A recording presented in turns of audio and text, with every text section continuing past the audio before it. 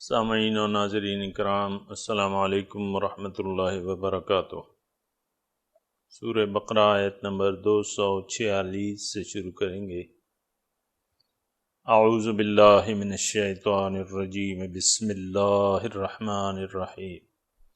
الم تر الی الملأ من بنی اسرائیل من بعد موسیٰ اذ قالوا لنبی لهم ابعث لنا ملکا نقاتل فی سبیل اللہ قال هل عسیتم ان کتب علیکم القتال الا تقاتلوا قالوا وما لنا الا نقاتل في سبيل الله وقد اخرجنا من ديارنا وابنائنا فلما كتب عليهم القتال تولوا الا قليلا منهم والله عليم بالظالمين وقال لهم نبيهم إن الله قد بعث لكم طالوت ملكا قالوا أنى يكون له الملك علينا ونحن أحق بالملك منه ولم يؤت سعة من المال قال إن الله اصطفاه عليكم وزاده بسطة في العلم والجسم واللہ یؤتی ملکہ من یشاء واللہ واسع علیم۔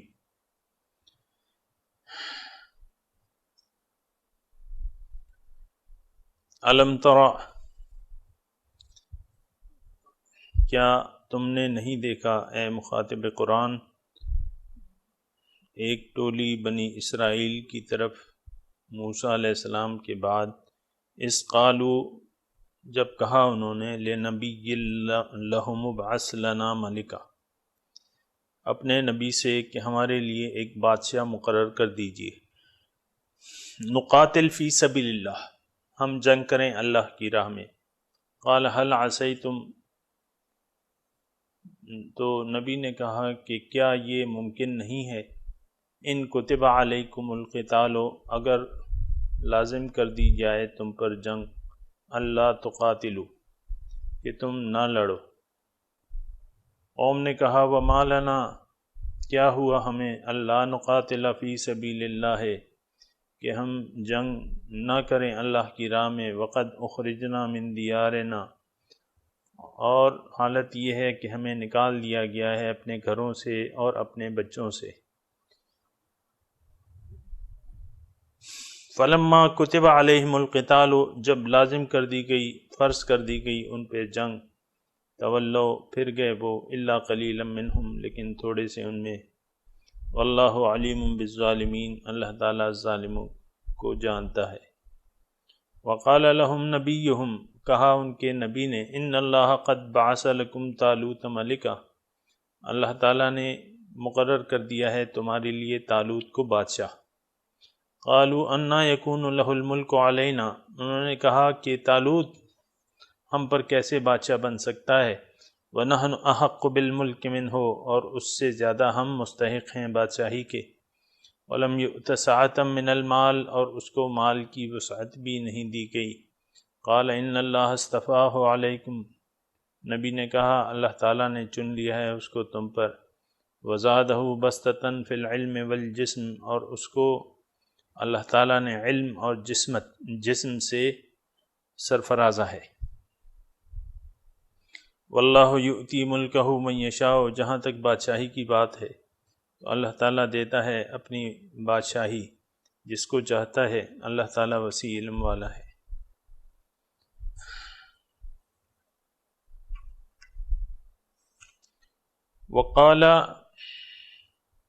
وقال لهم نبیہم، اور کہا ان کے نبی نے، ان آیت ملکہ ان یأتیکم التابوت، کو وہ لے آئے گا تمہارے پاس تابوت، وہ بکسہ لے آئے گا جس میں سکینت ہے تمہارے رب کی طرف سے، اور باقیات ہیں جو کچھ چھوڑا ہے آل موسیٰ و آل فرعون، موسیٰ علیہ السلام کے خاندان اور ہارون علیہ السلام کے خاندان نے، تحملہ الملائکہ، اس کو فرشتے لے آئیں گے تمہارے پاس۔ ان فی ذالک لآیۃ لکم، اس میں تمہارے لیے نشانی ہے اگر تم یقین کرنے والے ہو۔ فلما فصل طالوت بالجنود، جب جدا ہوا طالوت اپنے لشکر کے ساتھ، اس نے کہا ان اللہ مبتلیکم بنہر، اے میری قوم اللہ تعالیٰ تمہاری آزمائش کرے گی ایک نہر کے ذریعے۔ فمن شرب منہ، تو جس نے اس سے پی لیا تو وہ میرا ساتھی نہیں ہوگا۔ ومن لم یطعمہ فإنہ منی، اور جس نے بھی نہ پیا تو وہ میرا ساتھی ہوگا۔ الا من اغترف غرفۃ بیدہ، لیکن کسی نے اگر ایک مٹھی پر پانی پی لیا اپنے ہاتھ سے تو کوئی بات نہیں۔ فشربوا منہ الا قلیلا منہم، تو اکثریت نے ان میں سے وہ پانی نہر کا پی لیا پیٹ بھر کے، لیکن چند لوگ بچے رہے۔ فلما جاوزہ ہوا، جب چلے وہ اور جو ایمان والے تھے اس کے ساتھ، قالوا لا طاقت لنا اليوم بجالوت وجنودہ، کہ آج ہم میں یہ ہمت نہیں ہے کہ ہم مقابلہ کریں جالوت اور اس کے لشکر کے ساتھ۔ قال الذین یظنون انہم ملاقو اللہ، کہا ان لوگوں نے جنہیں یقین تھا کہ وہ اللہ سے ملاقات کرنے والے ہیں، کم من فئۃ قلیلۃ، بہت دفعہ ایک مختصر ٹولی غالب آ گئی ہے ایک کثیر ٹولی پک کے اوپر اللہ کے حکم سے۔ واللہ مع الصابرین، اللہ تعالیٰ کی امداد صابر لوگوں کے ساتھ ہے۔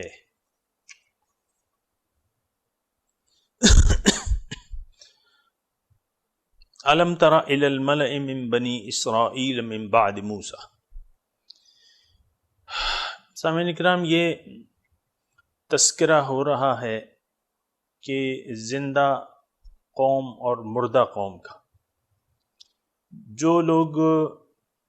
جو قوم مردہ قوم وہ ہوتی ہے جو دنیا کی محبت میں مبتلا ہو اور موت سے وہ ڈر جائے تو وہ قوم مردہ ہوتی ہے، لیکن اگر وہ اپنے اندر جان پیدا کر لے تو وہ پھر زندہ ہو سکتی ہے۔ آج جو واقعہ ہے سامعین کرام، یہ ایک مخصوص واقعہ ہے، اور یہ تقریباً 400 سال بعد موسیٰ علیہ السلام کے اور 1000 سال پہلے قبل مسیح کے، یہ اس کا زمانہ ہے۔ اور اس وقت بنی اسرائیل جو تھے وہ مغلوب ہو گئے تھے قوم عمالقہ سے۔ قوم عمالقہ جو تھیں وہ ان پر غالب آ گئی تھیں، ان کو شکست دے دی تھی اور ان کو تتر بتر کر دیا تھا، ان کے بیٹوں کو غلام بنا لیا تھا اور ان کو اپنے وطن سے نکال دیا تھا، اپنے گھروں سے اپنے وطن سے بے گھر کر کے ان کے بیٹوں کو غلام بنا لیا تھا۔ تو یہ اسی حالت میں تھے، اور ان میں ایک پیغمبر تھے اللہ تعالیٰ کے، حضرت شموئیل علیہ السلام، وہ بادشاہ تھے۔ اور اس وقت نظام یہ تھا کہ یعنی بادشاہت اور نبوت یہ الگ الگ تھی۔ نبوت، نبی جو تھا وہ مسلمانوں کے جو مذہبی اس کا رہنما ہوتا تھا، اور بادشاہ جو تھا وہ دنیاوی ان کے معاملات کا ذمہ دار ہوتا تھا۔ تو اس وقت نبی تو تھے حضرت شموئیل علیہ السلام، اور بادشاہ ان میں نہیں تھا، کیونکہ وہ شکست کھا گئے تھے، اب تتر بتر ہو گئے تھے، ان کا کوئی بادشاہ نہیں تھا۔ جنگ کیونکہ بادشاہ کے بغیر ہوتی نہیں ہے، تو انہوں نے اپنے نبی سے مطالبہ کیا کہ ہمیں ایک بادشاہ مقرر کر دیجیے۔ سامعین کرام، اس واقعے میں 2-3 بلکہ کافی نقاط ہیں اگر ہم نوٹ کرنا چاہیں۔ ایک تو یہ ہے کہ بزدل قوم دشمن سے مقابلہ نہیں کر سکتی، اور اللہ تعالیٰ کی مدد جو ہے وہ مومنوں کے شامل حال ہوتی ہے۔ اگرچہ مومنوں کی تعداد کم ہو، لیکن اللہ تعالیٰ ان کی مدد کرتا ہے اگر وہ اپنے مقصد میں سچے ہوں۔ اور جان لڑا دیں تو اللہ تعالیٰ ان کی مدد کرتا ہے۔ اور جو دیگر نقاط ہیں وہ ساتھ ساتھ آئیں گے، لیکن اس میں پست ہمتی، یعنی اس وقت بھی ظاہر ہے کہ دشمن نے ان کو شکست دے دی تھی، تو یہ پست ہمت تھے، یعنی تعداد ان کی ہزاروں میں تھی لیکن ان میں پست ہمتی تھی۔ لیکن ایک وقت آیا کہ ان میں بیداری پیدا ہو گئی اور انہوں نے اپنے نبی سے بادشاہ مقرر کرنے کا مطالبہ کر دیا کہ ہم لڑیں، اللہ کی راہ میں لڑیں۔ سامعین کرام، یہ جو اس سے پہلے جو واقعہ گزر چکا ہے تو وہ بھی تقریباً اس پہ بھی اس کا اطلاق آپ کر سکتے ہیں کہ یہ اپنے گھروں سے نکل گئے، ہزاروں کی تعداد میں، موت کے ڈر سے وہ نکل گئے۔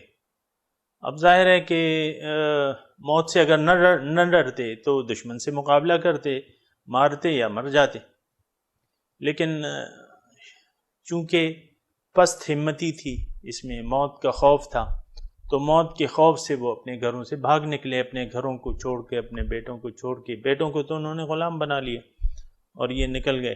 پھر جو ہے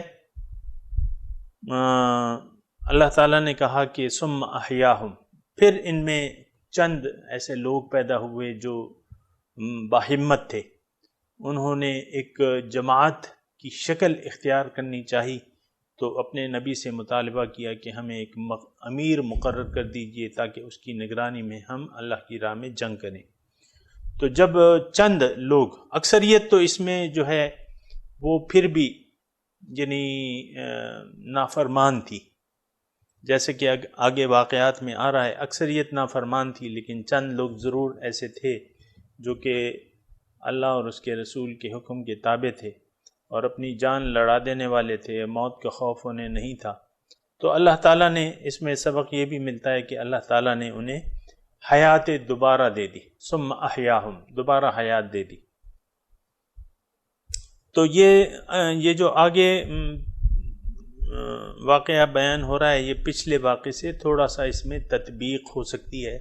قوم مردہ تھی اور اپنے گھروں سے نکال لی گئی، موت کے ڈر سے یہ اپنے گھروں سے نکل گئے، اور پھر جب کچھ عرصے بعد انہیں ہوش آیا، ان کے چند نوجوانوں کو یا ایک جماعت بنانے کا خیال آیا، تو انہوں نے من حیث القوم مطالبہ کیا اپنے نبی سے کہ ہمارے لیے ایک بادشاہ مقرر کر دیجئے۔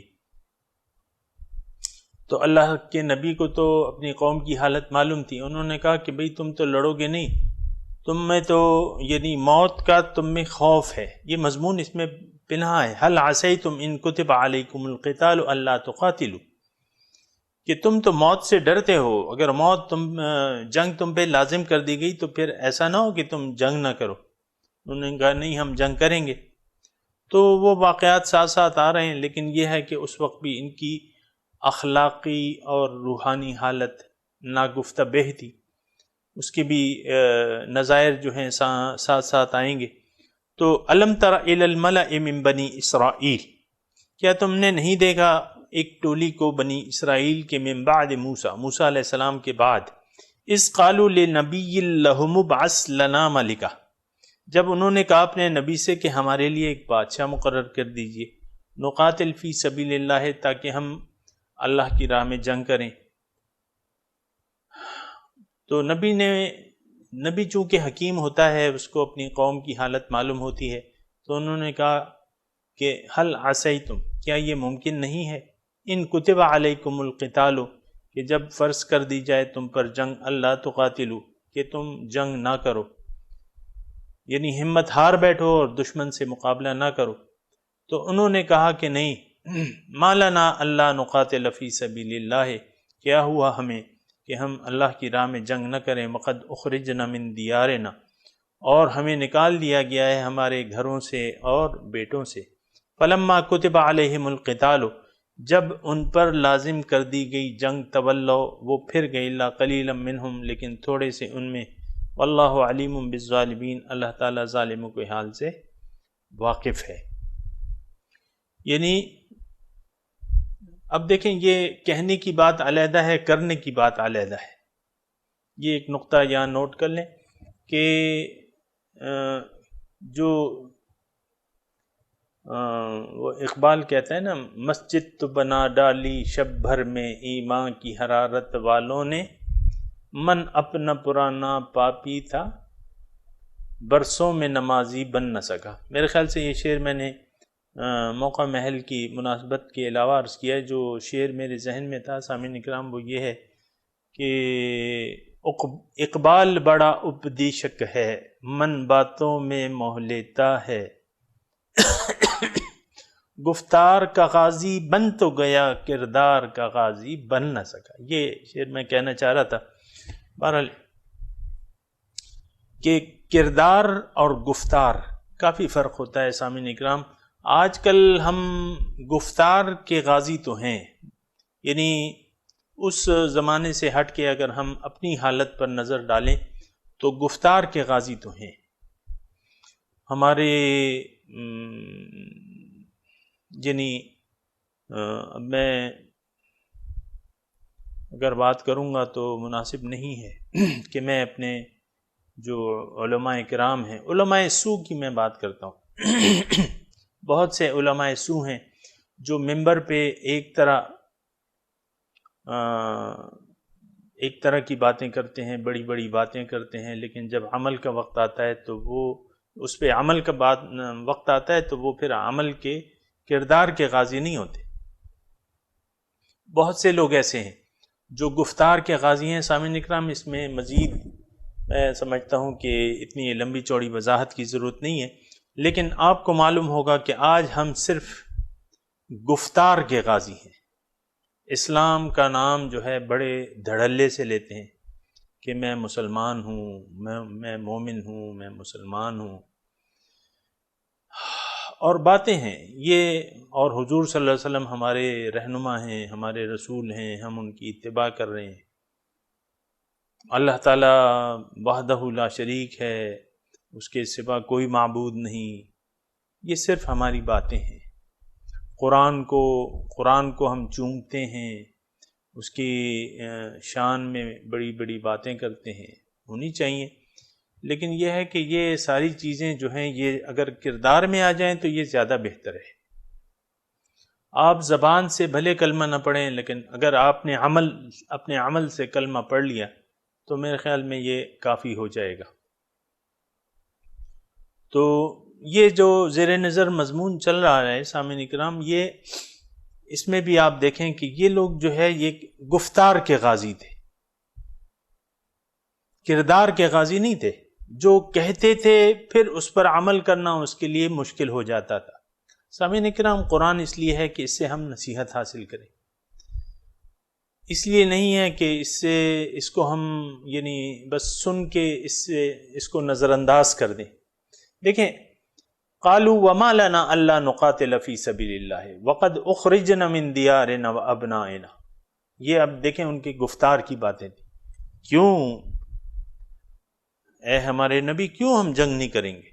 ما لنا الا نقاتل فی سبیل اللہ وقد اخرجنا من دیارنا، پیغمبر نے کہہ دیا انہیں، ان کتب علیکم القتال الا تقاتلوا، بہت امکان ہے اس بات کا کہ جنگ جب تم پہ فرض کر دی جائے تو پھر تم جنگ نہیں کرو گے۔ انہوں نے کہا نہیں، کیوں نہیں کریں گے، ہمیں اپنے گھروں سے نکال دیا گیا ہے، ہمیں بیٹوں سے محروم، ان کو غلام بنا لیا گیا ہے، لیکن کردار کیا تھا؟ فلما کتب علیہم القتال، جب ان پہ قتال لازم کر دیا گیا، تولوا، وہ پھر گئے، یعنی من حیث القوم پھر گئے، الا قلیلا منہم، مگر چند لوگ، واللہ علیم بالظالمین، اللہ تعالیٰ ان کو ظالم قرار دیتا ہے۔ جو صرف گفتار کے غازی ہیں، کردار کے غازی نہیں بن رہے، اللہ تعالیٰ ان کو ظالم قرار دیتا ہے۔ واللہ علیم بالظالمین۔ دیکھیں، پیغمبر، نبی اور ان کے صحابہ کرام، یہ ان کی باتیں ہو رہی ہیں، آپ یہ نہ سمجھیں یہ کسی اور کی باتیں ہیں۔ ظاہر ہے پیغمبر کے پاس آ رہے ہیں تو صحابہ کرام ہی ہیں، ان کے اصحاب کرام ہی ہیں نا، ان کے ساتھی ہیں، ان پہ مسلمان ہیں، لیکن اللہ تعالیٰ کہہ رہا ہے میں ظالموں کو اچھی طرح جانتا ہوں، کہ جو اپنے قول سے پھر جاتے ہیں ان کو وہ ظالم ہیں اور میں ظالموں کو جانتا ہوں. تو بہرحال ان کے مطالبے پر اللہ تعالیٰ سے دعا کی نبی نے. تو حضرت طالوت علیہ السلام کو اللہ تعالیٰ نے ان کا بادشاہ مقرر کر دیا. ان اللہ قد بعث لکم طالوت ملکا. طالوت ایک عام شخص تھے جو جسم اور علم میں تو تھے لیکن ان کے کوئی باحیثیت یا مالدار شخصیت نہیں تھے بنی اسرائیل میں. تو اللہ تعالیٰ نے اپنے نبی کو کہا کہ بھئی یہ شخص ہے. وہ جو بھی حالات تھے لیکن وہ اس کی حیثیت جو تھی وہ ایک غریب شخص تھے لیکن علم جنگی علوم کا علم جانتے تھے اور جسمانی طور پر طاقتور تھے. اور یہ دونوں ضروریات ہوتی ہیں جنگ کے لڑنے کے لیے کہ انسان جسمانی طور پر بھی اچھی صحت کا مالک ہو، تندرست ہو، طاقتور ہو اور صاحب علم بھی ہو. تو یہ دونوں صفات ان میں موجود تھیں. اللہ تعالیٰ تو زیادہ بہتر جانتا ہے کہ کسے بادشاہ بنانا چاہیے. تو اب یہ وقال لهم نبیہم ان اللہ قد بعث لکم طالوت ملکا. ان کے نبی نے کہا کہ دیکھو یہ طالوت تمہارے بادشاہ بن گئے، اللہ تعالیٰ نے ان کو بادشاہ بنا دیا. اب وہ اتنی بدقسمت قوم تھی کہ پیغمبر کی بات پہ بھی ان کا نہ یقین تھا نہ ایمان لانے کو تیار تھی، اعتراض کرنے لگی. ظالم تو اللہ تعالیٰ نے کہہ ہی دیا ہے نا، انہیں ظالم قوم تھی کہ اپنے پیغمبر. مسلمان کی ایک سامعین کرام ایک خصوصیت ہوتی ہے اور یہ آپ نوٹ کر لیں اور کوشش یہ کریں کہ اسی اپنی زندگی کا لائحہ عمل اسی بات کو بنا لیں. آمنا و صدقنا، ہم ایمان لائے، ہم نے تصدیق کی. سمعنا و اطعنا، ہم نے سنا اور ہم اطاعت کریں گے. سامعین کرام آج کے معاشرے میں بھی یہ صورتحال ہے کہ ہم سنتے ہیں لیکن اطاعت نہیں کرتے. ایمان ہم لاتے ہیں لیکن اس کی تصدیق قلب کے ذریعے نہیں کرتے. لیکن ایمان والوں کی یہ صفت ہے سامعین کرام، اگر ہم ایمان والے بننا چاہتے ہیں تو یہ حق کی دل سے تصدیق کریں گے. آج دین جو ہے اس کی ہم نے دل سے تصدیق نہیں کی ہے، قرآن کی ہم نے دل سے تصدیق نہیں کی ہے، اسی لیے تو اس کے خلاف کام کر رہے ہیں. رسول کی ہم نے دل سے تصدیق نہیں کی ہے، اسی لیے تو اس کی مخالفت کر رہے ہیں. آمنا و صدقنا سمعنا و اطعنا، یہ سامعین کرام نوٹ کر لیں اپنے پاس. یہ 4 صفات ہیں کہ ہم نے مان لیا، ہم نے دل سے اس کی تصدیق کی. سمعنا و اطعنا، ہم نے سنا اور ہم کہنا مانیں گے. سمعنا و اطعنا، یہ ایمان والوں کی صفات ہیں سامعین اکرام، اور بہت ضروری صفات ہیں. چون و چرا کرنا اللہ تعالیٰ کے حکم میں یہ مومن کو زیب نہیں دیتا. پیغمبر کے حکم، اللہ کے حکم کے مقابلے میں چون و چرا کرنا یہ مومن کی شان نہیں ہے. تو انہوں نے کہا انا یکون لہ الملک علینا، یہ ہم پہ کیسے بادشاہ بن سکتا ہے. دیکھیں اعتراض کر دیا. اللہ اور اس کے رسول کے حکم کے مقابلے میں اپنی رائے کا اظہار کیا. نحن احق بالملک منہ ولم یؤت سعۃ من المال، ہم زیادہ مستحق ہیں بادشاہی کے، اور اس کو تو مال کی وسعت بھی نہیں دی گئی، اس کے پاس تو مال بھی نہیں ہے، تو غریب شخص ہے، یہ کیسے ہمارا بادشاہ بن سکتا ہے. دیکھیں وہی اگر آپ سامعین کرام تصور کریں تو یہ وہ شیطانی خیال ہے جو شیطان کی روش تھی نا، کہ اللہ تعالیٰ نے اس کو سجدے کا حکم دیا تو اس نے جب آدم کو دیکھا تو اس نے کہا کہ نہیں، یہ اس کو میں کیسے سجدہ کروں. خلقتنی من نار و خلقتہ من طین، اے اللہ تو نے تو مجھے آگ سے پیدا کیا ہے، اس کو مٹی سے پیدا کیا ہے، اور آگ افضل ہے مٹی سے، میں اس کو سجدہ نہیں کروں گا۔ سامعین کرام، یہ بات نوٹ کر لیں کہ اللہ اور اس کے رسول کے حکم کے مقابلے میں اپنا خیال پیش کرنا، اپنی رائے پیش کرنا، یہ شیطانی حرکات ہیں، شیطانی حرکات ہیں۔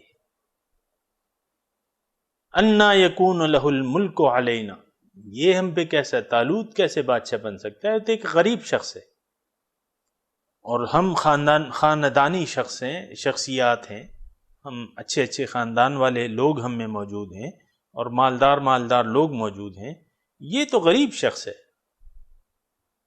یہ تو کوئی حیثیت والا نہیں ہے۔ تو پیغمبر نے کہا ان اللہ اصطفاہ علیکم، دیکھو اللہ تعالیٰ نے چن لیا ہے، اس کو تم پہ چن لیا ہے۔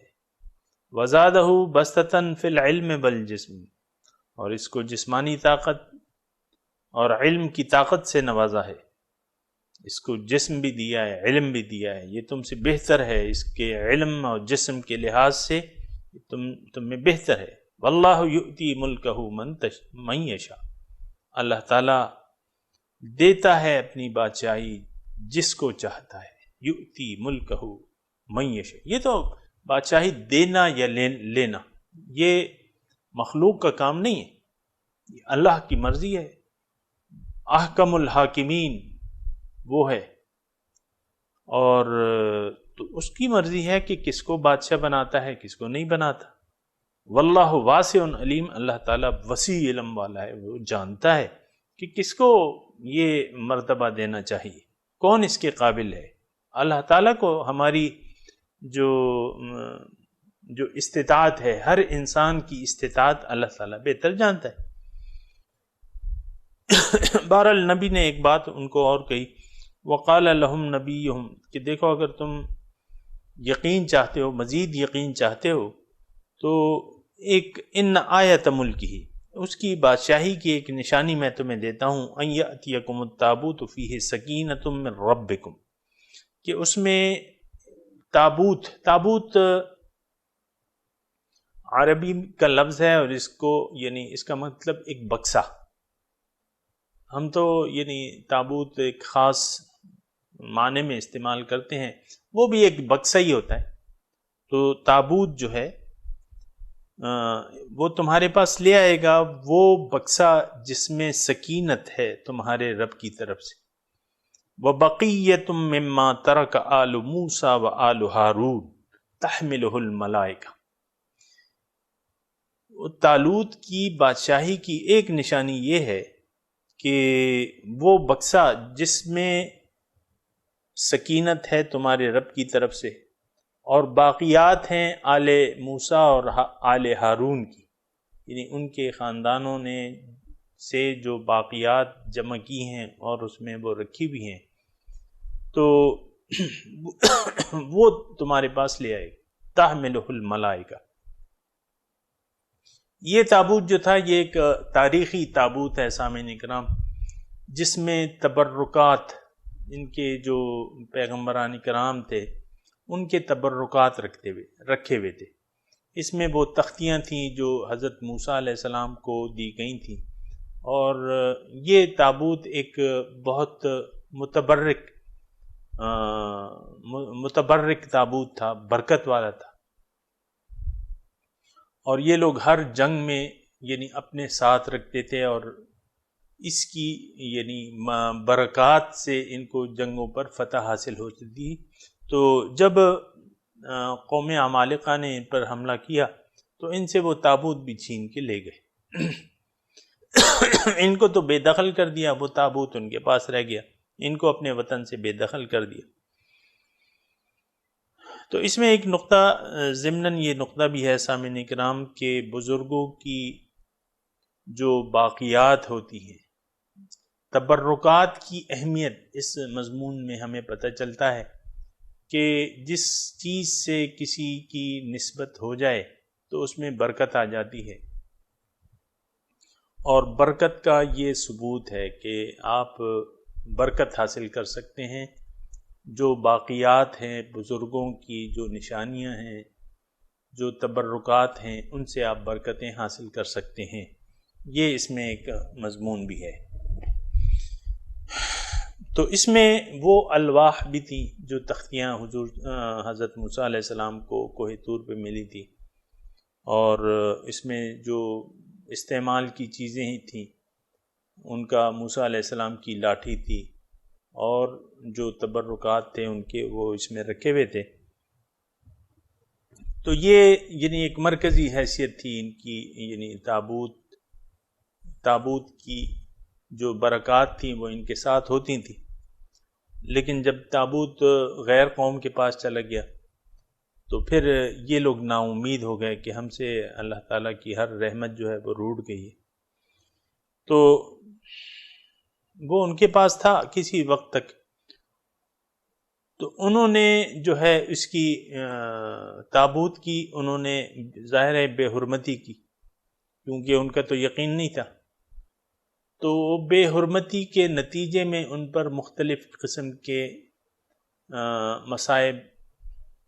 مصائب آئے، تکلیفات آئیں، جانی نقصان بھی ہوا. تو انہوں نے اس کو منحوس سمجھا کہ یہ اس کی وجہ سے آ رہی ہیں. تو انہوں نے ایک بیل گاڑی میں رکھ کر، اس تابوت کو بیل گاڑی میں رکھ کر بنی اسرائیل کی قوم کی طرف ہانک دیا. تو اب ظاہر ہے اللہ تعالیٰ کی توفیق اور امداد سے فرشتے جو ہے اس تابوت کو لے کے چلے. اب ظاہر ہے فرشتے تو ظاہری طور پر تو نظر نہیں آتے، تو یعنی وہ تابوت جو تھا اس طریقے سے ان تک واپس پہنچ گیا. تو وہ لوگ بڑے خوش ہو گئے، اور انہوں نے پھر چونکہ ایک نشانی تھی تو طالوت کو اپنا بادشاہ تسلیم کر لیا. تو جب طالوت علیہ السلام حضرت طالوت کو اپنا بادشاہ تسلیم کر لیا، تو ظاہر ہے کہ اب تو جنگ چونکہ لازم کر دی گئی، اور یہ ان لوگوں نے اپنی جنگی تیاریاں مکمل کر کے دشمن سے مقابلے کے لیے چلے تابوت کو ساتھ لے کے. فلما فصل طالوت بالجنود، جب فصلہ جدا ہوئے طالوت بالجنود اپنے لشکر کے ساتھ، اور یہ تمام تقریباً جو جنگی قوت تھی یہ ساتھ لے کر چلے. تو آگے ایک نہر تھی، ظاہر ہے ایک فاصلہ تھا ان دونوں میں، قوم یعنی دشمن میں اور ان میں فاصلہ تھا راستے میں، چونکہ ایک نہر آتی تھی، صاف پانی تھا نہر کا. یہ لوگ سفر کی وجہ سے تھکاوٹ کا اور پیاس کا شکار تھے. تو حضرت طالوت نے ان کو کہا کہ بھئی ان اللہ مبتلیکم بنہر، اللہ تعالیٰ تمہیں ایک نہر کے بارے میں تمہاری آزمائش کرنا چاہتا ہے، تمہاری آزمائش کرے گا. آگے جو ہے ایک نہر آ رہی ہے، تم لوگ پیاسے ہو، لیکن اللہ کا حکم یہ ہے کہ تم نے اس نہر سے پانی نہیں پینا، الا یہ کہ تم اپنے ہاتھ سے ایک گھونٹ یا 2 گھونٹ پانی پی لو، لیکن پیٹ بھر کے تم نے اپنی پیاس نہیں بجھانی. اب یہ حکم تھا اللہ تعالیٰ کا، ایک آزمائش تھی. فمن شرب منہ فلیس منی ومن لم یطعمہ فانہ منی، جس نے اس نہر سے پی لیا تو وہ نہ پیا. فمن شرب منہ فلیس منی، جس نے اس سے پی لیا وہ میرا ساتھی نہیں رہے گا، جنگ وہ ہمارے ساتھ نہیں کر سکے گا. ومن لم یطعمہ فانہ منی، اور جس نے نہ پیا تو وہ پھر میرا ساتھی ہوگا. الا من اغترف غرفۃ بیدہ، لیکن اگر کسی نے ایک ہاتھ یعنی ایک ہاتھ سے اپنے چند گھونٹ پانی پی لیا تو کوئی بات نہیں، اس کی اجازت ہے. لیکن فشربوا منہ الا قلیلا منہم، انہوں نے پی لیا لیکن تھوڑے لوگوں نے نہ پیا، اکثریت نے پی لیا. فلما جاوزہ هو والذین آمنوا معہ، جب وہ اس نہر کے پار اتر گئے، وہ اور وہ لوگ جو اہل ایمان تھے اس کے ساتھ، تو اب دشمن سے جب مقابلہ ہونے لگا ان کا، تو جن لوگوں نے پانی پیا تھا تو انہوں نے یہ کہا کہ لا طاقت لنا اليوم بجالوت وجنودہ، آج ہم میں جالوت اور اس کے لشکر سے مقابلہ کرنے کی ہمت نہیں ہے، یعنی وہ اپنی ہمت ہار بیٹھے۔ اب ظاہر ہے کہ پانی پیٹ بھر کے پانی پیا تھا، تو اب سامنے جو تھی وہ دشمن کی فوج تھی، تو یہ لوگ جو ہے وہ علیحدہ ہو گئے، انہوں نے کہا بھئی ہم نہیں لڑ سکتے۔ اب وہ چند لوگ جو رہ گئے، کتابوں میں اس کی تعداد 300، یہ ہزاروں میں تھے لیکن اب رہ گئے سینکڑوں میں، 313 تعداد آئی ہے یا جو بھی ہو، اللہ تعالیٰ بہتر جانتا ہے۔ قال الذین یظنون انہم ملاقو اللہ، کہا ان لوگوں نے جن کو یقین تھا کہ وہ اللہ تعالیٰ سے ملاقات کرنے والے ہیں، یعنی اللہ کی ملاقات پر ان کا یقین تھا۔ تو جس کا یقین اللہ سے ملاقات کا ہو سامعین کرام، وہ تو موت سے پھر نہیں ڈرتا۔ تو انہوں نے وہ بالکل نہیں گھبرائے، ان کا کم من فئۃ قلیلۃ غلبت فئۃ کثیرۃ باذن اللہ، بہت دفعہ ایک مختصر ٹولی نے ایک بڑی ٹولی کو شکست دی ہے اللہ تعالیٰ کے حکم سے۔ واللہ مع الصابرین، اور ہم صبر کریں گے، اور اللہ تعالیٰ کی امداد صبر کرنے والوں کے ساتھ۔ ولما برزوا لجالوت وجنودہ، جب وہ ان کا مقابلہ ہوا جالوت اور ان کے لشکر سے، قالوا، انہوں نے دعا کی، ربنا افرغ علینا صبرا وثبت اقدامنا وانصرنا علی القوم الکافرین۔ تو جب لشکر کا آمنا سامنا ہوا، انہوں نے اپنے وسائل مجتمع کر کے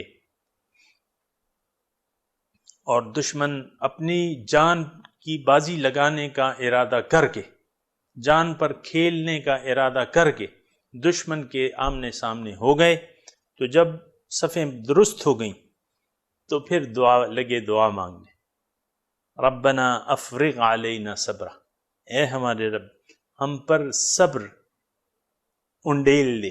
افرغ انڈیلنے کو کہتے ہیں، یعنی کسی چیز میں آپ ڈوب جائیں، یا جو ایک بہت سی چیز آپ پر انڈیل دی جائے، اس کو کہتے ہیں افرغ علینا، انڈیل دے ہم پر، یعنی ہم پہ بہت صبر دے، وثبت اقدامنا، اور ہمارے قدم جو ہیں وہ ثابت قدم رکھ اے اللہ تعالیٰ، اور ہماری امداد کر قوم کافروں پر۔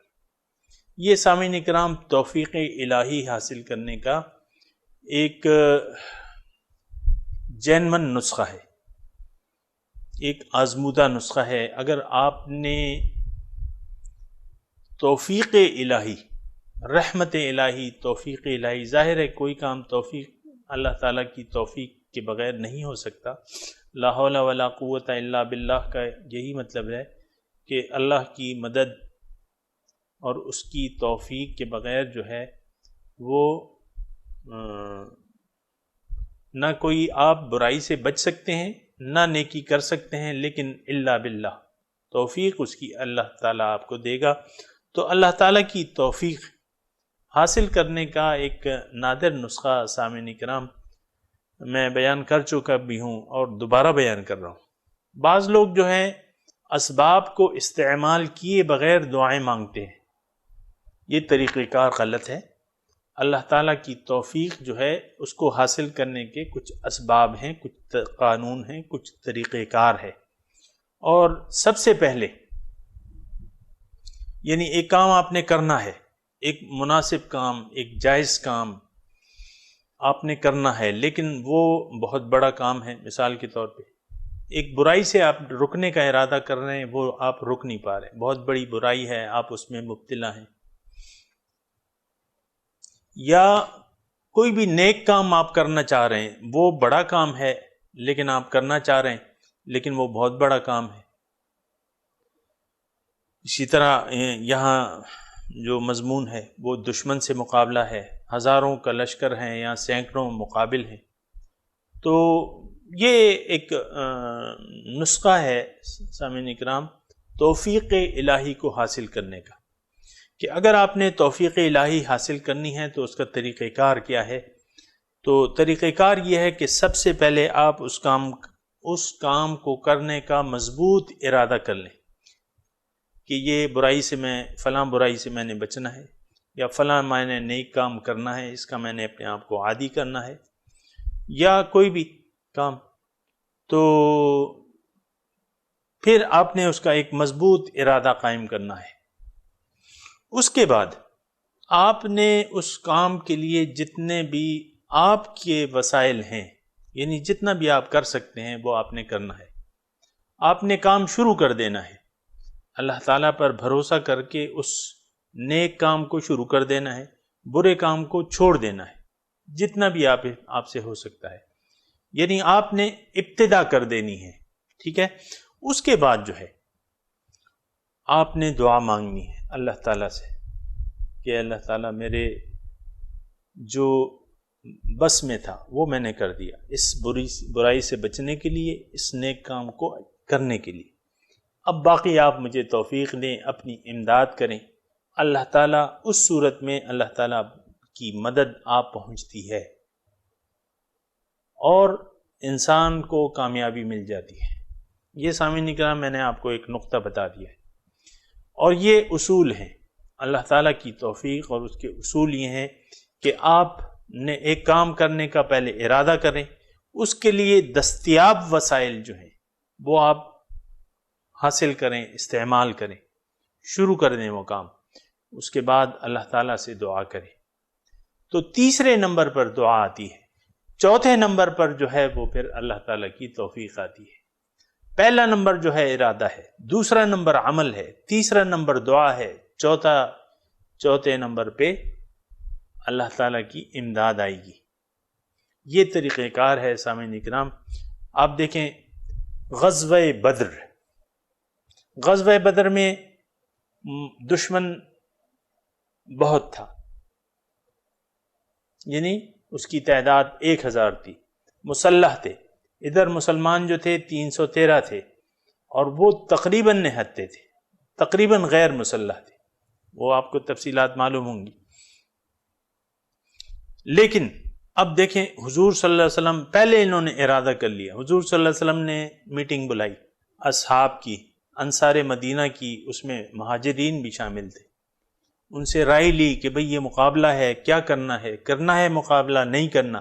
سب لوگوں نے یک زمان ہو کے مقابلے کا ارادہ کر لیا، ٹھیک ہے۔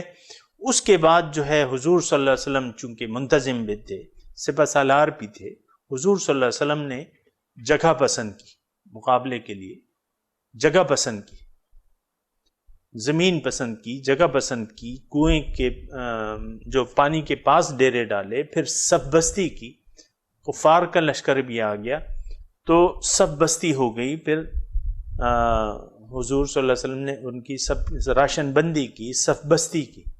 اس کے بعد جو ہے حضور صلی اللہ علیہ وسلم نے سجدے میں گر گئے اور لگے دعا مانگنے، اللہ تعالیٰ سے دعا مانگنے لگے اور یہاں تک گڑ گڑائے حضور صلی اللہ علیہ وسلم، اور کہ حضرت ابو بکر صدیق رضی اللہ تعالیٰ عنہ نے حضور صلی اللہ علیہ وسلم کو یعنی ان کا چادر جو تھی وہ کندھے سے گر گئی تھی روتے ہوئے، تو حضرت ابو بکر صدیق نے ان کو کہا کہ بس کیجئے حضور، اب اللہ تعالیٰ اپنی مدد ضرور کرے گا۔ تو بس دیکھیں یہ سب پہلے انہوں نے عزم کیا، ارادہ کیا، اس کے بعد جو تھی، اس کے بعد کیا ہوا، اس کے بعد حضور صلی اللہ علیہ وسلم نے صف بستی کی اسباب کو استعمال کیا، راشن بندی، صف بستی، جگہ وغیرہ سب، اس کے بعد دعا کی، پھر جو ہے اللہ تعالیٰ نے اپنی امداد بھجوا دی۔ حضور صلی اللہ علیہ وسلم نے مٹی اٹھائی، لشکر کی طرف پھینکی، ساری مٹی جو ہے وہ ان کی آنکھوں میں چلی گئی۔ اللہ تعالیٰ نے کہا کہ بھئی فرشتے آ رہے ہیں، یہ 1000 آ گئے، 3000 آ گئے، 10,000 آ گئے، اقدم یا خیزوم۔ مسلمانوں نے ایک آواز سنی، اور آواز کس بارے میں تھی؟ آواز جبرائیل علیہ السلام کے گھوڑے کا نام خیزوم تھا۔ آواز آتی ہے آگے بڑھو خیزوم، فرشتوں نے پھر آگے مدد کی، اللہ تعالیٰ نے مدد کی۔ تو یہ طریقہ ہے، فضائے بدر پیدا کر فرشتے تیری نصرت کو اتر سکتے ہیں گردوں سے قطار اندر قطار، اب بھی بدر کی فضا پیدا کرے۔ اس کا میں نے طریقہ کار بتا دیا آپ کو۔ تو بہرحال ربنا افرغ علینا الصبر وثبت اقدامنا وانصرنا علی القوم الکافرین، اے ہمارے رب، دیکھیں ہم نے تو ارادہ کر لیا، سب بستی کر لی، اب تو ہمیں ہمارے قدم مضبوط کر، ہم پہ صبر انڈیل دے اور ہماری مدد کر۔ ہمارا بھروسہ تو تجھی پر ہے، اپنے ظاہری اسباب پر نہیں ہے، اب تیری امداد کے ہم منتظر ہیں۔ فَهَزَمُوهُمْ بِإِذْنِ اللَّهِ، انہوں نے شکست دے دی ان کو، کافروں کے لشکر کو، اللہ کے حکم سے، اللہ کی نصرت، اس کی تائید سے۔ وَقَتَلَ دَاؤُدُ جالوت، اور داؤد نے قتل کر دیا جالوت کو۔ داؤد علیہ السلام اس وقت پیغمبر نہیں تھے، اور اس لشکر میں بھی شامل نہیں تھے۔ کتاب مفسرین نے لکھا ہے کہ وہ یعنی عام وہ راستے سے گزر رہے تھے، انہوں نے غلیل میں پتھر باندھ کے نشانہ لے کے جو لشکر تھا جالوت کا جالوت کو نشانہ بنایا، اس غلیل سے نشانہ بنایا اور اس کو قتل کر دیا، غلیل سے نشانہ بنا کے۔ وَقَتَلَ دَاؤُدُ جَالُوتَ وَآتَاهُ اللَّهُ الْمُلْكَ، اس کے بعد اللہ تعالیٰ نے داؤد علیہ السلام کو بادشاہی اور حکمت اور نبوت عطا کی، اور جو علم وہ چاہتا تھا اسے سکھایا۔ اور اللہ تعالیٰ فرما رہے ہیں کہ بلولا دفع اللہ الناس بعضهم ببعض لفسدت الارض، اگر دفع کرنا نہ ہوتا اللہ کا بعضوں کو بعضے سے، یعنی ظالموں کی سرکوبی اگر اللہ تعالیٰ نہیں کرتا تو یہ فساد زمین میں پھیل جاتا، لیکن اللہ تعالیٰ بہت بڑے فضل کا مالک ہے تمام عالم والوں پر۔ یعنی فساد جو ہے، ظلم، وہ کہتے ہیں نا ظلم جب بڑھتا ہے تو مٹ جاتا ہے، اللہ تعالیٰ فساد جو ہے، اللہ تعالیٰ فساد کو نہیں پسند کرتا، اور فساد کو اللہ تعالیٰ دفع کرتا ہے۔ دنیا ہی کے بعض گروپوں سے، بعض لوگوں کے ذریعے فساد کو اللہ تعالیٰ دفع کرتا ہے۔ وَلَوْلَا دَفْعُ اللَّهِ النَّاسَ، اگر اللہ تعالیٰ نہ دفع کرتا لوگوں کو، یعنی ظالم لوگوں کا علاج نہ کرتا، بعضہم بعضے کے ذریعے بعض سے، تو زمین میں فساد پھیل جاتا۔ کیونکہ جس انسان میں مطلب ایک انسان اگر فسادی ہو جائے تو پھر تو وہ فساد فی الارض پھیلاتا ہی رہتا ہے۔ تو اللہ تعالیٰ کا قانون یہ ہے کہ ایک فساد اگر زمین میں عام ہو رہا ہے تو دوسرے گروپ کو اللہ تعالیٰ اٹھا کے اس کا پھر جواب دیتا ہے اور دفع کر دیتا ہے اس فساد کو۔ ولیکن اللہ، کیونکہ اللہ تعالیٰ بہت فضل کا مالک ہے تمام لوگوں کے لیے، تو فساد کو پنپنے نہیں دیتا اور وہ دیر پا نہیں رہتا۔ تلک آیات اللہ نتلوہا علیک بالحق، یہ اللہ تعالیٰ کی احکامات ہیں، آیتیں ہیں، نتلوہا علیک بالحق وانک لمن المرسلین۔ اب یہ آیت جو ہے تھوڑی سی یعنی اس تمام واقعے پہ تبصرہ کر رہی ہے کہ یہ اللہ تعالیٰ کی آیات ہیں۔ اب دیکھیں حضور صلی اللہ علیہ وسلم جب تشریف لائے تو اتنی تفصیلات ان کی یہود کی اپنی کتابوں میں بھی نہیں تھی جتنی کی حضور صلی اللہ علیہ وسلم نے قرآن کے ذریعے ان کے سامنے پیش کی۔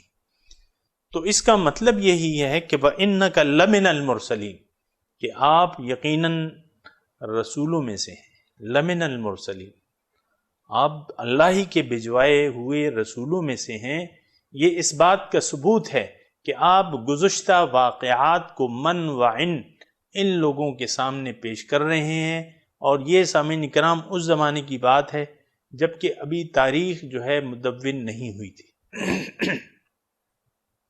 بلکہ ایسے واقعات اللہ تعالیٰ نے بیان کیے ہیں اس کتاب میں جو اس سے قبل کسی کو پتہ ہی نہیں تھا، اور لوگ اس کے بارے میں شک میں مبتلا تھے۔ ایسے بہت سے واقعات کی نظیرات دی جا سکتی ہیں، لیکن یہ واقعات جو اللہ تعالیٰ بیان کر رہا ہے اپنی نبی کی زبان سے تو اس کا مطلب کیا ہے کہ حضور صلی اللہ علیہ وسلم واقعی اللہ تعالیٰ کے رسول ہیں، اور یعنی ان یہود اور نصارہ کو یہ بات تسلیم کر لینی چاہیے کہ حضرت محمد صلی اللہ علیہ وسلم اللہ کے رسولوں میں سے ہیں۔ ان کا تو اعتراض بھی یہی تھا نا، یہود کا جو شان نزول کے مطابق اعتراض یہ تھا کہ یہ وہ رسول نہیں ہے جس کا اللہ تعالیٰ نے وعدہ کیا ہے، وہ تو ہماری بنی اسرائیل میں سے آئے گا، یعنی ان کا یہ خیال تھا، اور یہ وہ نشانیاں نہیں ہیں، وہ تو حق کو چھپنا تو، لیکن حق تو کسی کے چھپانے سے چھپ نہیں سکتا، روشنی کو جتنا بھی آپ چھپائیں گے وہ اس سے وہ تو چھپ نہیں سکے گی، روشنی تو روشنی ہے۔ تو یہ جو روشنی اللہ تعالیٰ فرما رہا ہے میں نے آپ کو دی ہے، یہ اس بات کا ثبوت ہے کہ آپ رسولوں میں سے ہیں۔ وآخر دعوانا ان الحمد للہ رب العالمین، والسلام علیکم ورحمۃ اللہ وبرکاتہ۔